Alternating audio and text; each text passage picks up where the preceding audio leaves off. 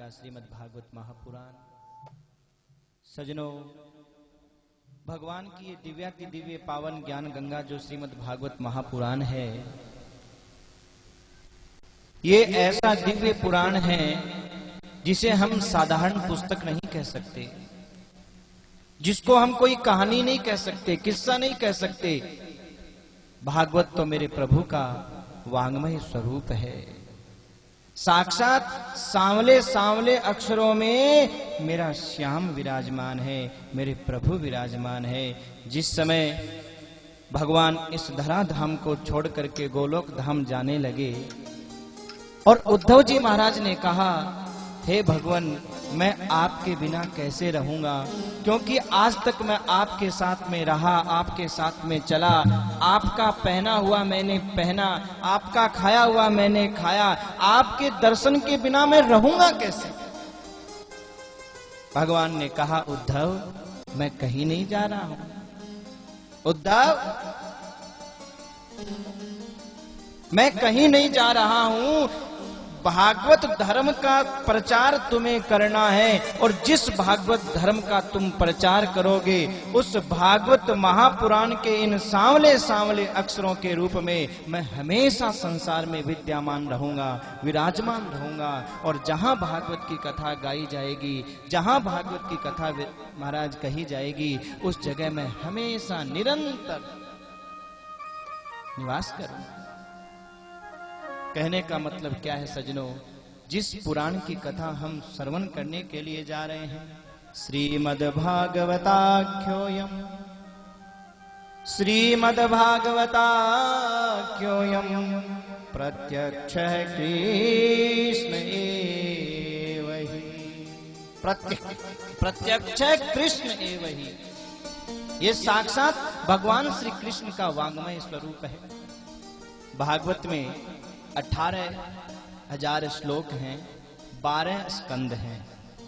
12 स्कंद भगवान का श्री विग्रह, भगवान का वपु हो गया। इन 12 स्कंदों में जो 10वां स्कंद है, 10वां स्कंद जहां से हम नंद के आनंद भयो जय कन्हैया लाल की कृष्ण महोत्सव जहां हम लोग मनाते हैं, प्राकट्योत्सव मनाते हैं, ये जो 10वां स्कंद है, ये 10वां स्कंद भगवान का हृदय है। वो कथा क्या है? भगवान के हृदय की कथा है। और 10वां स्कंद में जो 29वां, 30वां, 31वां, 32वां और 33वां, ये 5 जो अध्याय हैं 10वां स्कंद का, 29, 30, 31, 32 और 33, ये जो 5 अध्याय हैं, ये 5 अध्याय भगवान के 5 प्राणों की कथा है, जिसे हम महाराज की कथा कहते हैं। जो महाराज की कथा है ना, आज का व्यक्ति महाराज की कथा को एक साधारण स्त्री और पुरुष का नृत्य मानता है। आज देखो, कोई छोरा छोरी खड़े हों, हम कहते हैं गोपी कृष्ण खड़े हैं, राधा कृष्ण खड़े हैं, ऐसी ऐसी उपमा देते हैं। सज्जनों, संसार के इन नश्वर जीवों के लिए अगर परमात्मा की उपमा दी जाए और उनकी इस दिव्य कथा को जोड़ा जाए, तो पाप नहीं, महापाप लगता है। इस बात का ध्यान रखना, क्योंकि भगवान की जो महाराज की कथा है, ये किसी साधारण स्त्री और पुरुष के मिलन की कथा नहीं है। महाराज कोई किसी स्त्री और पुरुष के मिलन का नाम नहीं है। महाराज किसे कहते हैं? रसो वही स रास है, रसानाम समूह रास है। जहां अनेक आत्मा रूपी रस उस परमात्मा से मिलते हैं, उस मिलन का नाम है महाराज। जहां अनेक, ये जीव क्या है? रस, उस परमात्मा का अंश। गोस्वामी जी महाराज कहते हैं ना, ईश्वर अंश जीव अविनाशी, ईश्वर अंश जीव अविनाशी, ईश्वर अंश जीव अविनाशी, चेतन अमल सहज सुख राशि, चेतन अमल सहज सुख राशि, ईश्वर अंश जीव अविनाशी, ईश्वर अंश जीव अविनाशी। ये जीव ईश्वर का अंश है, यानी उस आनंद सिंधु का ये बिंदु है। अच्छा एक बात देखो, बरसात बरसती है ना, जब पानी बरसता है, बूंदें बरसती हैं, तो कभी धरती पर गिरने वाली बूंद को देखना, वो बूंद छटपटाती है। जब धरती पे बूंद गिरती है पानी की, तो वो छटपटाती है। क्यों? ध्यान से सुनना। जैसे समुद्र से अलग होने के बाद, ये पानी कहां से आया? समुद्र से। वाष्प बनकर के समुद्र का पानी और बादल के रूप में बरस गया हमारे यहां। वर्षा हुई, बूंद छटपटाई, और छटपटाते छटपटाते वो बूंद नाली बनी, नाला बनी, दौड़ती रही, छटपटाती रही, और छटपटाते छटपटाते नाले से नदी बनी, नदी से महानदी बनी, और बनते बनते बनते वो बूंद जाकर के सागर में समाहित हो गई महानदी के रूप में। और जब सागर में समाहित हो गई तो उस बूंद का छटपटाना बंद हो गया। क्यों? क्योंकि वो सागर से निकली थी, सागर में समाहित हुई, छटपटाना बंद। इसी प्रकार ये जीवात्मा रूपी जो पानी की बूंद है, ये आत्मा रूपी जो अंश है परमात्मा का, ये परमात्मा रूपी समुद्र से, सिंधु से अलग हुआ, और अलग होने के बाद में संसार में जब तक रहा, छटपटाता रहा, तड़पता रहा, भागता रहा। जैसे वो पानी की बूंद धरती पर गिरते ही छटपटाती रही, नाली बनने के बाद भी छटपटाती रही, नाला बनने के बाद भी छटपटाती रही, और नदी बनने के बाद भी उसकी दौड़ खत्म नहीं हुई, महानदी बनने के बाद भी उसकी दौड़ खत्म नहीं हुई। लेकिन अपने प्रियतम प्रेम सिंधु समुद्र से जब जाकर के वो बूंद मिली, और मिलती समुद्र में बूंद गंभीर हो गई और उसका दौड़ना बंद हो गया। इसका मतलब महाराज की ये कथा हमें शिक्षा देती है क्या?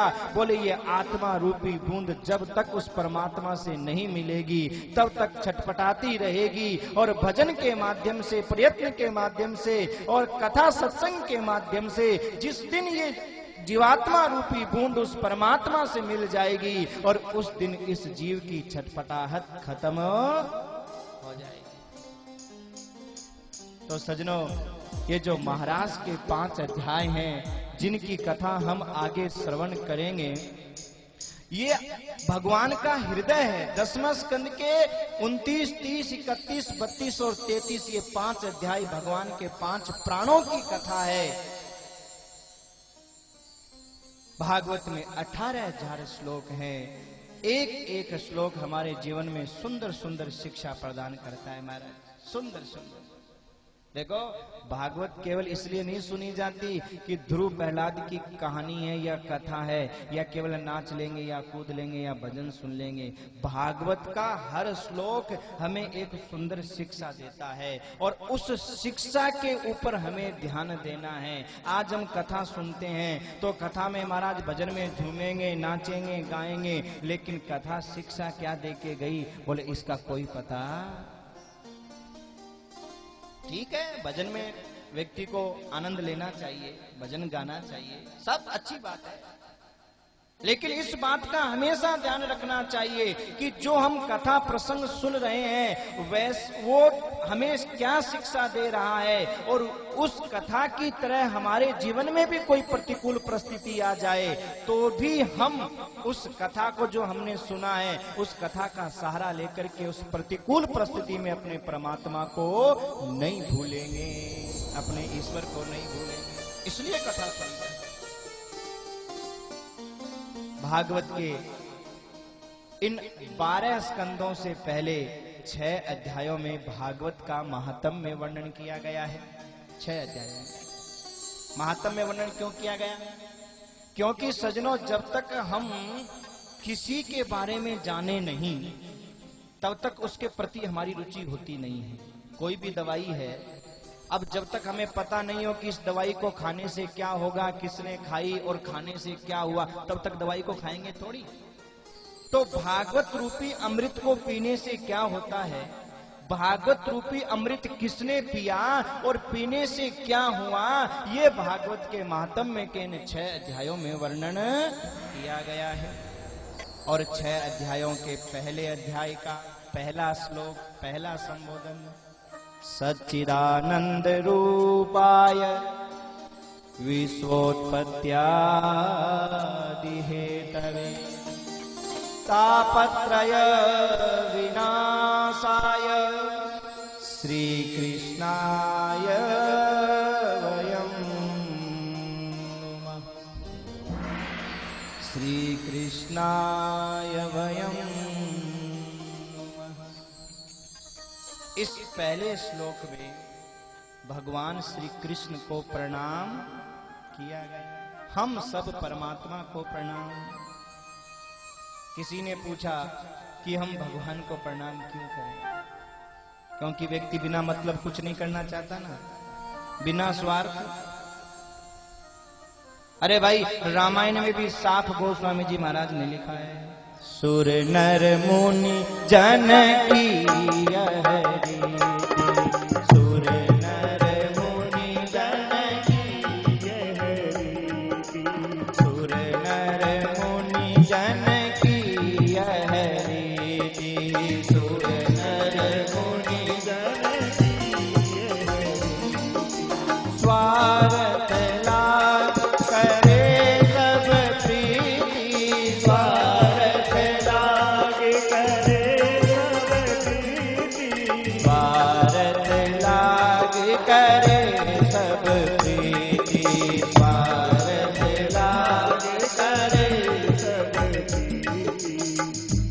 सुर नर मुनिजन की ये रीति, स्वार्थ लाग करे सब। देवता मनुष्य बिना स्वार्थ, बिना मतलब। तो भाई, बिना मतलब कोई किसी को गाली भी नहीं देता, तो बिना मतलब भागवत की कथा क्यों सुने, भगवान को प्रणाम क्यों करें? अरे भाई, भगवान को प्रणाम क्यों करें, क्यों पूजा करें, क्यों सेवा करें? तो इस श्लोक के प्रारंभ में बताया, सतचित आनंद रूपाय श्री कृष्णाय वयं नुमः। सतचित आनंद स्वरूपाय, परमात्मा सत्य स्वरूप है। सत्य, सत्य माने सत्य। दुनिया में और कुछ सत्य है या नहीं है, लेकिन परमात्मा, एक परमात्मा ही सत्य है। सत्य किसे कहते हैं? बोले सत्य उसे कहते हैं जो पहले था, अब है और आगे, उसका नाम है सत्य। और सजनों, परमात्मा पहले थे, अब हैं और आगे, इसलिए परमात्मा को सत्य कहा जाता है। और ये जो संसार दिखाई देता है, ये पहले नहीं था, अब है और आगे। हाँ, प्रणाम सत्य को किया जाता है। और दुनिया में सत्य केवल एक परमात्मा है। अब आप कहोगे ठीक है, हम भगवान को तो प्रणाम करेंगे, सत्य हैं, लेकिन फिर माता पिता तो पहले नहीं थे, अब हैं, आगे नहीं रहेंगे, प्रणाम। क्योंकि लोग उल्टा ज्यादा सोचते हैं ना, उल्टी बात। सही बात तो पकड़ेंगे या नहीं पकड़ेंगे, लेकिन उल्टी। एक बात के दो अर्थ निकलते हैं, लोग सही वाला अर्थ नहीं निकालेंगे, गलत वाला निकाल लेंगे। कभी भी देखना, सही वाला नहीं, गलत वाला। अगर मन में ये शंका हो कि भाई ठीक है, परमात्मा सत्य स्वरूप है, परमात्मा को प्रणाम करेंगे, फिर माता पिता गुरुजन, तो सजनों एक बात का ध्यान रखना, हम जब माँ बाप को प्रणाम करते हैं तो आशीर्वाद माँ बाप की वाणी नहीं देती है। आशीर्वाद कहां से मिलता है? आत्मा से, वाणी से नहीं, आत्मा से आशीर्वाद मिलता है। इस बात का ध्यान रखना। और तुम्हारी जैसी भावना है वैसा तुम्हें आशीर्वाद मांगने की जरूरत नहीं है, अपने आप, अपने आप। क्योंकि आशीर्वाद आत्मा का विषय है, वाणी का विषय नहीं है। और आत्मा क्या? बोले आत्मा सो परमात्मा।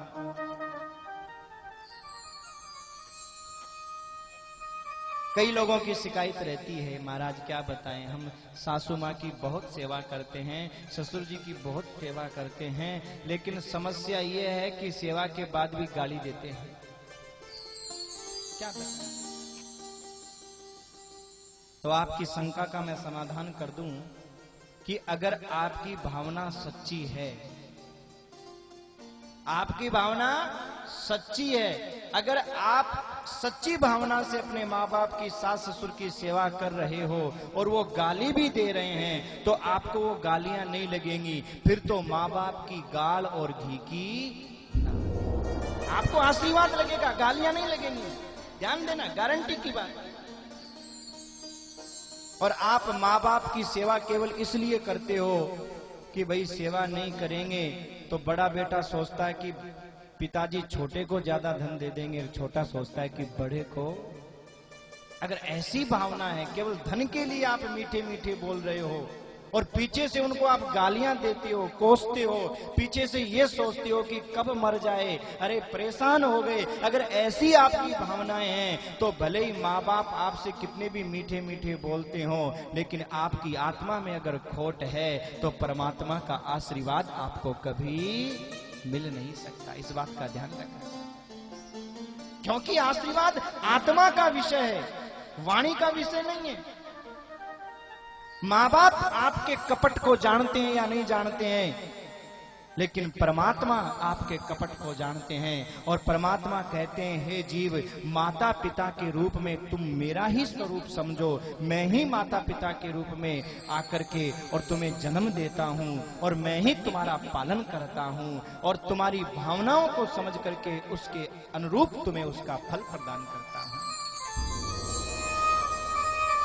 इसलिए आज के बाद में ध्यान रखना, अगर माता पिता की बात आपको बुरी भी लगती है, पहली बात